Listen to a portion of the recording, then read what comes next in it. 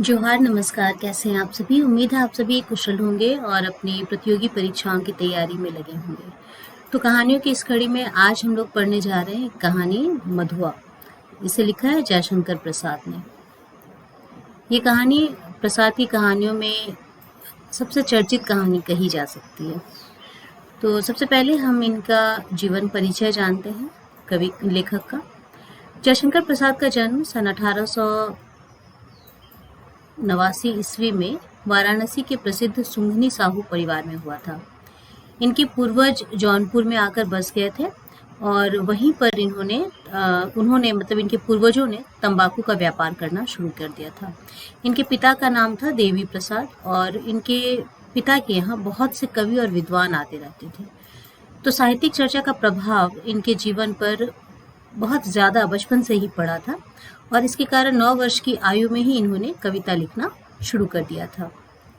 इनका पारिवारिक जीवन सुखी नहीं था। बचपन में ही इनके माता पिता का देहांत हो गया और दुर्भाग्य ऐसा था कि 17 वर्ष की आयु में ही इनके बड़े भाई का भी देहांत हो गया। इसके कारण इनकी स्कूली शिक्षा अधिक नहीं हो सकी। क्वींस कॉलेज से 8वीं कक्षा तक की शिक्षा इन्होंने प्राप्त की और उसके बाद घर पर ही इन्होंने हिंदी, संस्कृत, फारसी और अंग्रेजी की शिक्षा प्राप्त की। पहले जो पढ़ाई की पद्धति थी उसमें फारसी और संस्कृत दोनों ही पढ़ना पड़ता था। तो क्योंकि कामकाज जो है ये इन दोनों भाषाओं में ही भी होते थे, तो इन्होंने इन चारों भाषाओं की शिक्षा प्राप्त की। इसके साथ साथ वेद, पुराण, इतिहास, साहित्य और दर्शन शास्त्र इन सब का ज्ञान इन्होंने स्वाध्याय से ही प्राप्त किया, यानी कि खुद पढ़कर ही उसको जाना था। असमय में माता पिता और बड़े भाई की मृत्यु के कारण परिवार का जितना दायित्व था वो इनके ऊपर ही आ गया था। इनका परिवार पहले बहुत सुखी था, समृद्ध था, लेकिन अब वह ऋण के बोझ से दब गया था। इसी बीच इनका विवाह भी हुआ और इनकी पत्नी का देहावसान भी हो गया। जीवन भर विषम परिस्थितियों से संघर्ष करते हुए इन्होंने साहित्य साधना से अपने आप को जोड़े रखा।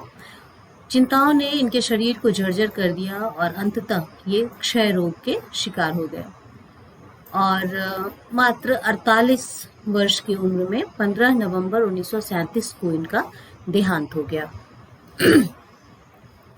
ये बहुमुखी प्रतिभा के धनी थे, महान कवि, सफल नाटककार, श्रेष्ठ उपन्यासकार, कुशल कहानीकार और गंभीर निबंधकार थे। इनकी रचनाओं के बारे में अगर हम जानना चाहें तो कुछ प्रमुख रचनाओं के नाम यहाँ पे दिए जा रहे हैं। जैसे नाटक में राजश्री, स्कंदगुप्त, अजातशत्रु, चंद्रगुप्त और ध्रुव स्वामिनी, ये इनके प्रसिद्ध नाटक रहे हैं। उपन्यास में कंकाल, तितली और एक इरावती उपन्यास भी है लेकिन वो अपूर्ण है। कहानी संग्रह में छाया, प्रतिध्वनि, आकाशद्वीप, इंद्रजाल और आंधी। निबंध संग्रह काव्य कला और अन्य निबंध संग्रह के रूप में ये प्रकाशित है और काव्य संग्रह है चित्राधार, लहर, झरना, प्रेम पथिक, आंसू, कामायनी।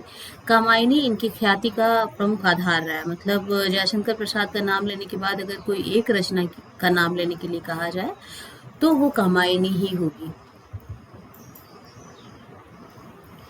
मधुआ कहानी जो इन्होंने लिखी है वो बहुत ही मार्मिक कहानी है। इस कहानी के माध्यम से उन्होंने बताया है कि दया, ममता, माया और करुणा के लिए बड़ी बड़ी डिग्रियों और दौलत की जरूरत नहीं होती है।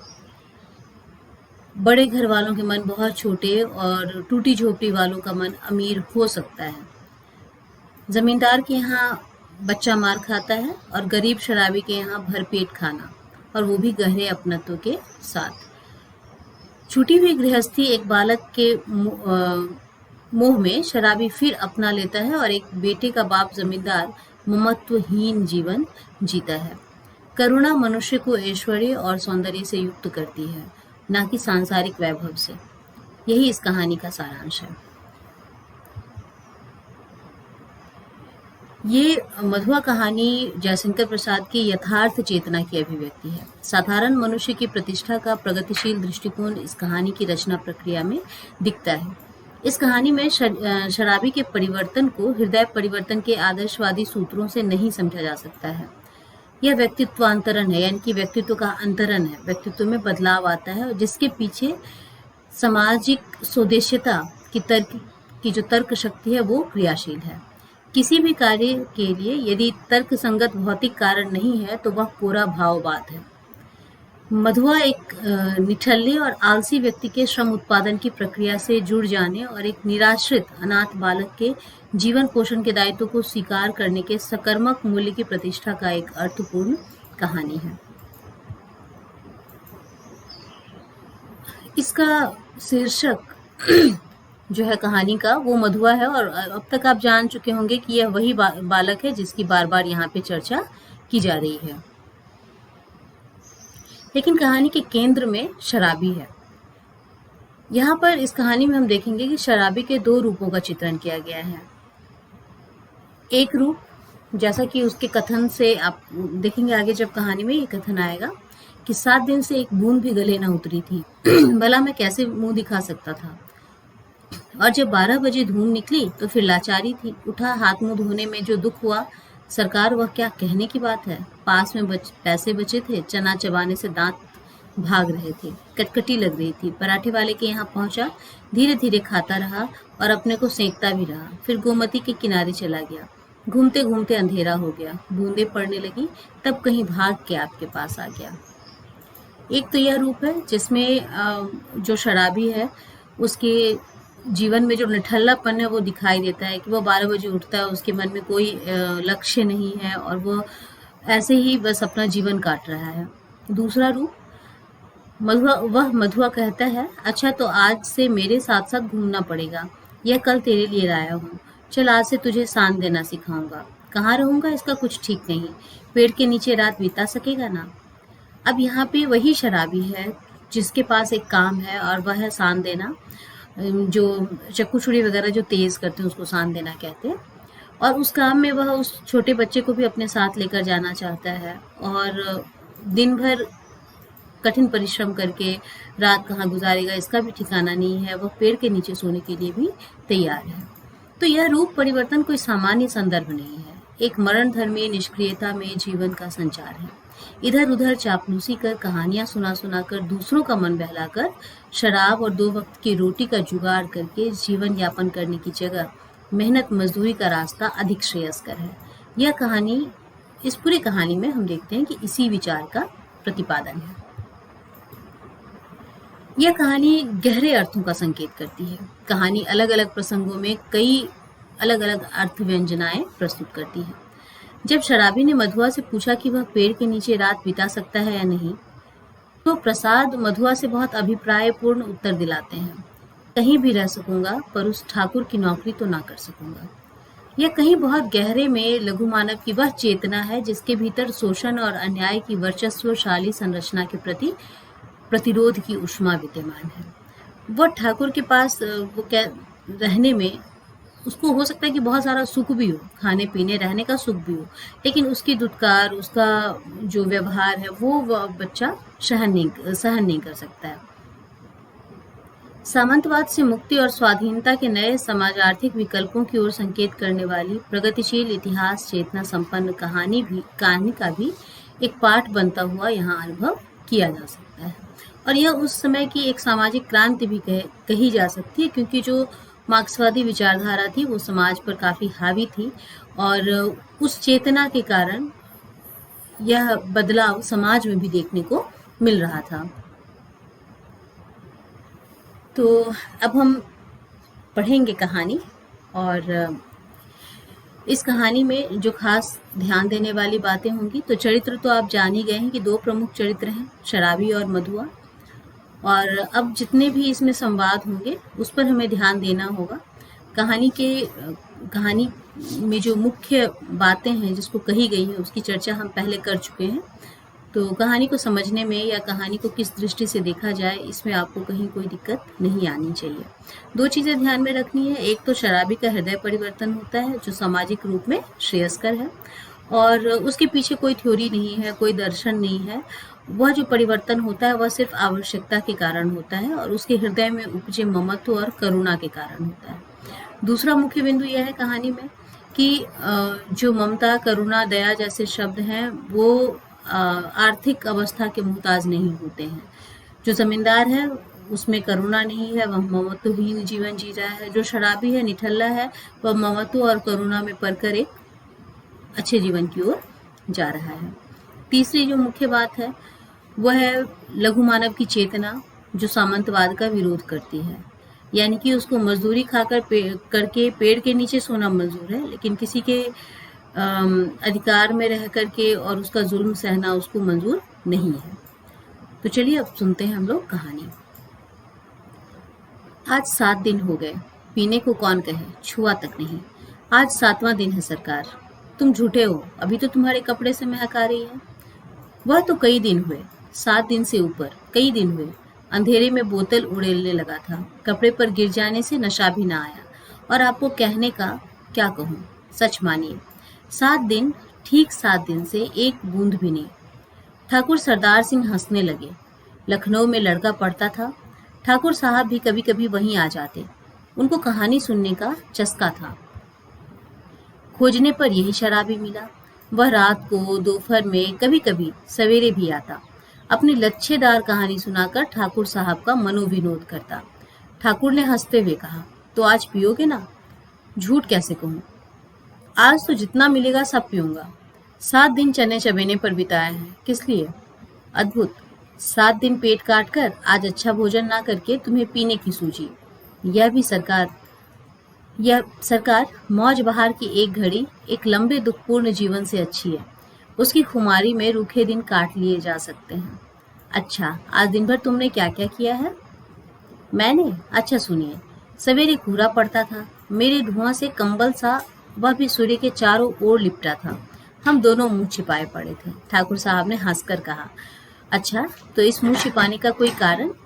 7 दिन से एक बूंद भी गले ना उतरी थी, भला मैं कैसे मुंह दिखा सकता था? और जब 12 बजे धूप निकली तो फिर लाचारी थी। उठा, हाथ मुंह धोने में जो दुख हुआ सरकार, वह क्या कहने की बात है। पास में पैसे बचे थे, चना चबाने से दांत भाग रहे थे, कटकटी लग रही थी।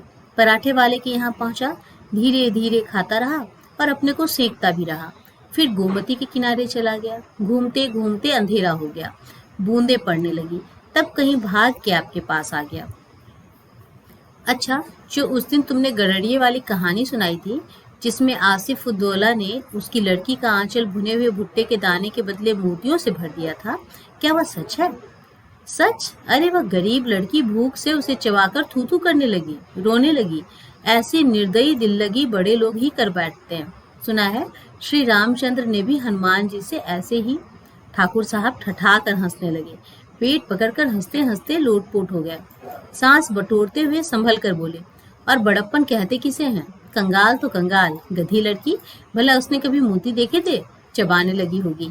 मैं सच कहता हूँ, आज तक तुमने जितनी कहानियां सुनाई सब में बड़ी टीस थी। शहजादों के दुखड़े, रंगमहल की अभागिन बेगमों के निष्फल प्रेम, करुणा कथा और पीड़ा से भरी हुई कहानियां ही तुम्हें आती हैं।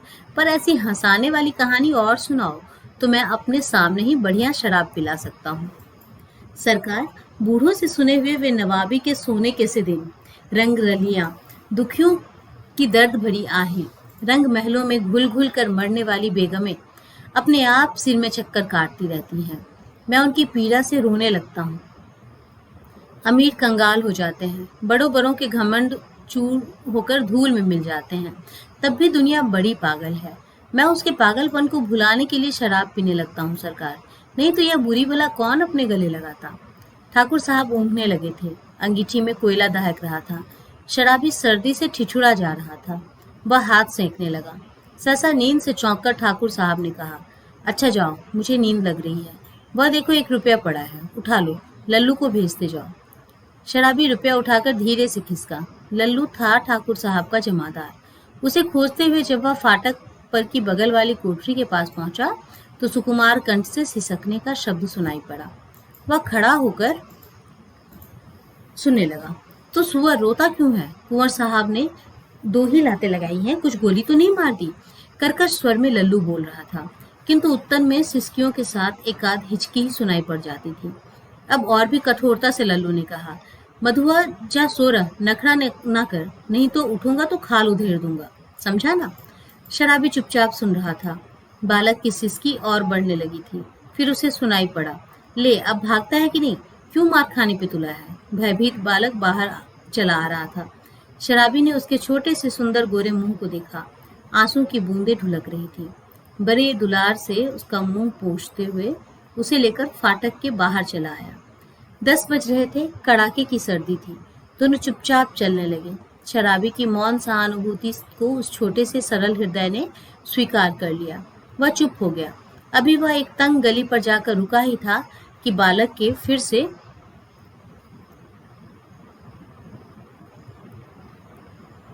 रोने की आवाज आई। अब क्या रोता है रे छोकरे? मैंने दिन भर से कुछ नहीं खाया।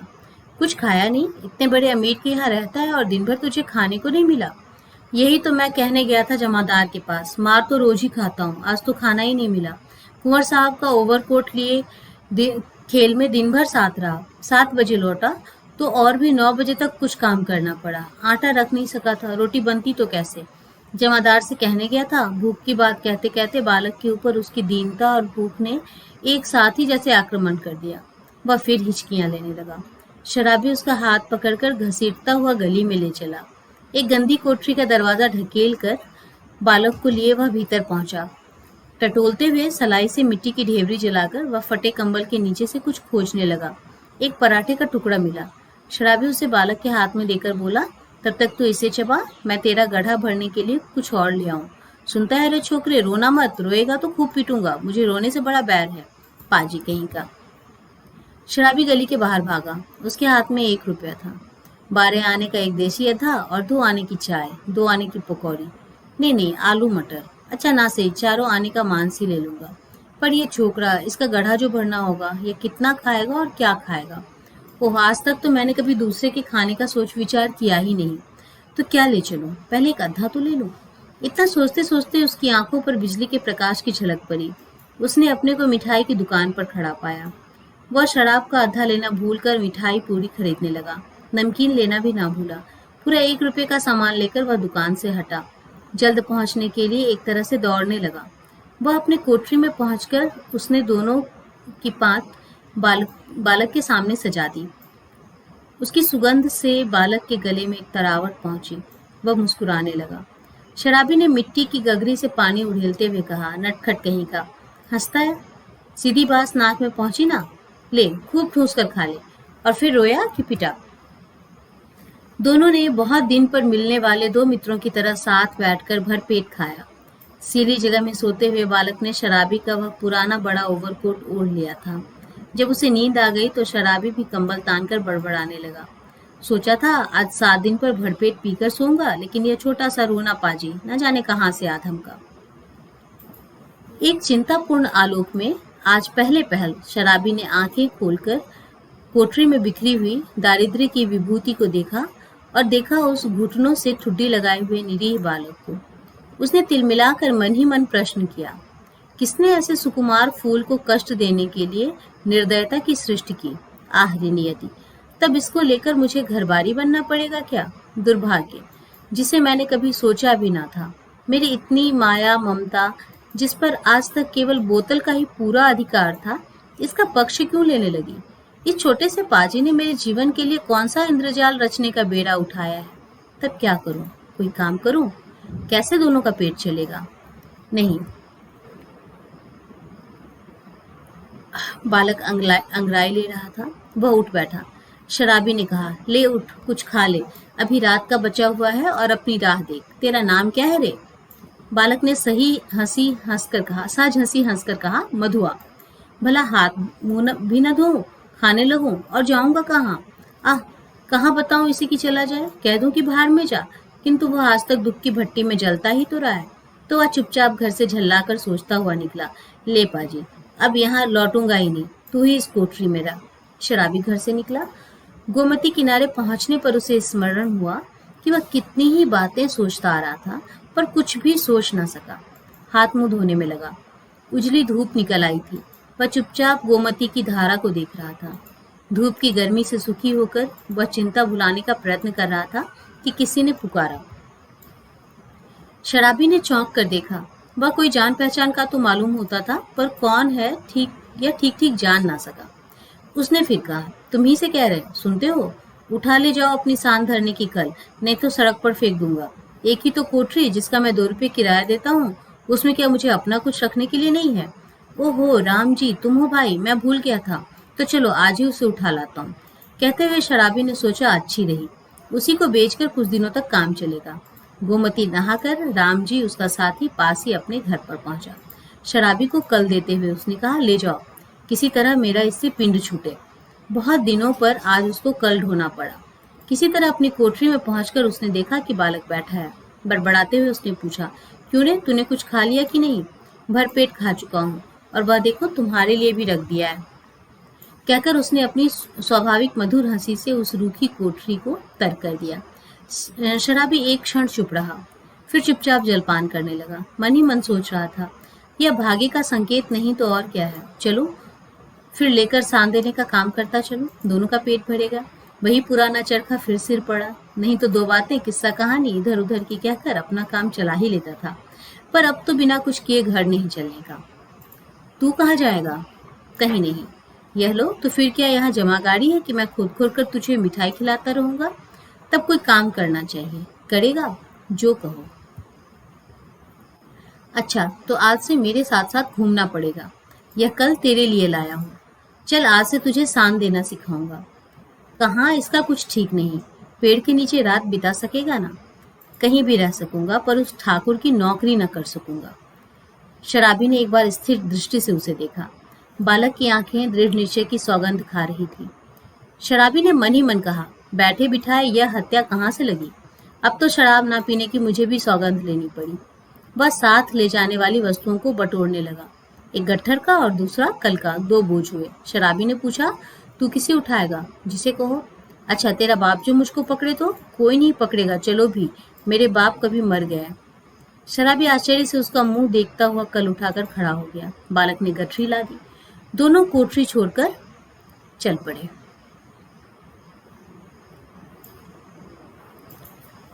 और इस तरह से ये कहानी यहाँ पर समाप्त होती है।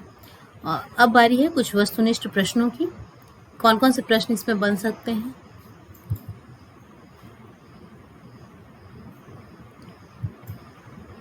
शराबी ने शराब को कितने दिनों से नहीं पिया था? बहुत सामान्य प्रश्न है, जब कहानी शुरू होती है तभी इसका जिक्र आया था।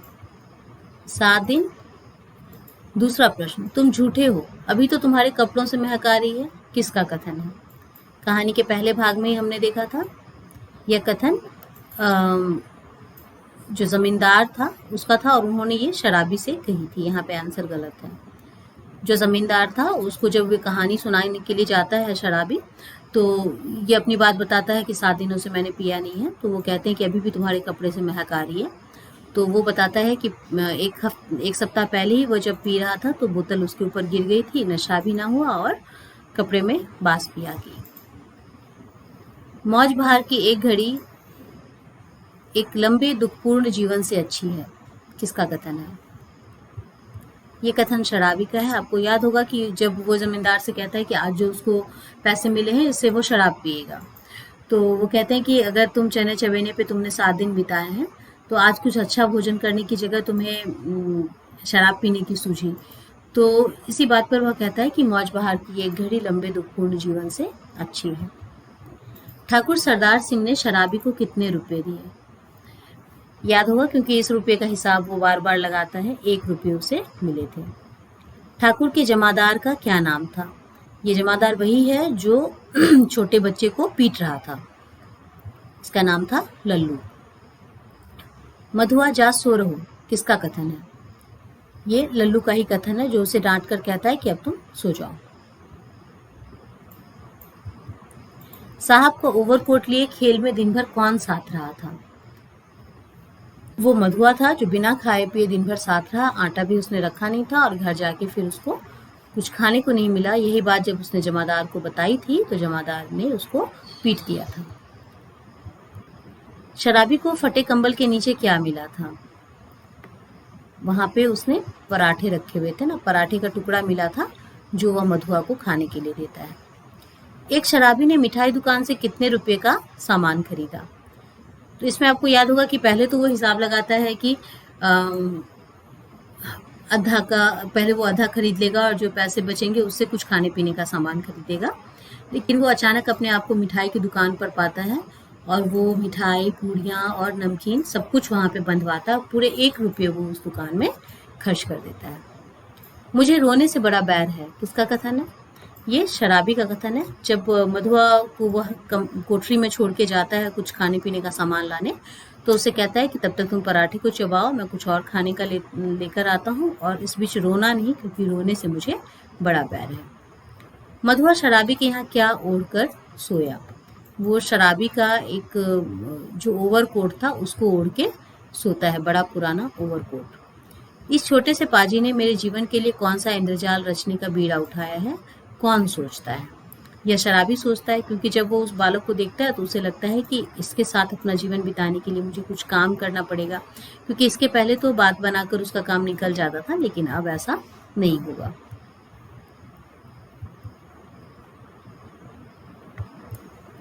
शराबी किस नदी के तट पर गया? इस नदी की चर्चा 2 बार हुई है। पहली बार उसके निठल्लेपन के सिलसिले में, और दूसरी बार जब उसका मित्र उसे मिलता है और उसको कल देता है। तो ये नदी थी गोमती। राम जी कौन था? राम जी उसका वही मित्र है जो उसको सान चढ़ाने की कल देता है, जो उसने उसके यहाँ रख छोड़ा था। तो शराबी का साथी है। राम जी ने शराबी को क्या हटाने को कहा? सान धरने की कल। राम जी कितने रुपए किराया देता था? वो बातचीत में बताता है कि 2 रुपए किराया देता है, और उसमें भी वो अपना सामान कहाँ रखे। बहुत दिनों के बाद शराबी ने क्या ढोया? तो सान चढ़ाने की कल को ढोया। उसको लेकर के वह अपने कमरे तक गया था। शराब ना पीने की सौगंध किसे लेनी पड़ी? ये शराबी कहता है कि अब तो मुझे भी शराब ना पीने की सौगंध लेनी पड़ेगी। इरावती किस विधा में रचित है? अब हम रचनाएं जो पहले हमने स्लाइड में देखी थी कि प्रसाद की प्रमुख रचनाएं थी, तो 2-3 चीजें हमें याद रखनी होती हैं। पहला तो लेखक का जन्म, मृत्यु, उनकी प्रमुख रचनाएं और प्रमुख पुरस्कार, ये हमें हमेशा याद रखना चाहिए। तो इरावती किस विधा में रचित है? उपन्यास में। कहीं भी रह सकूंगा पर उस ठाकुर की नौकरी न कर सकूंगा, किसने कहा? मधुआ ने। और मधुआ कहानी के लेखक कौन है? बहुत सामान्य प्रश्न है, क्योंकि इस कहानी की शुरुआत में ही हमने लेखक के बारे में बात की थी। इसके लेखक हैं जयशंकर प्रसाद। मधुआ कहानी किसके बारे में है? अब यहाँ पे ये शराबी के हृदय परिवर्तन के विषय में है। तो मुझे लगता है कि इस कहानी को पढ़ने के बाद, अब इसके मुख्य बिंदुओं को जानने और कुछ वस्तुनिष्ठ प्रश्नों को देखने के बाद आपको ये समझ में आ गया होगा कि इसमें बहुत ज़्यादा दिक्कत नहीं है इस कहानी को समझने में और इससे संबंधित प्रश्नों के उत्तर देने में। तो अगर आपने कहानी मूल रूप से नहीं पढ़ी है, तभी आप इस वीडियो के माध्यम से इस कहानी को समझ सकते हैं। मुझे उम्मीद है कि इससे आपको काफ़ी लाभ होगा। धन्यवाद। फिर मिलते हैं अगली कहानी के साथ।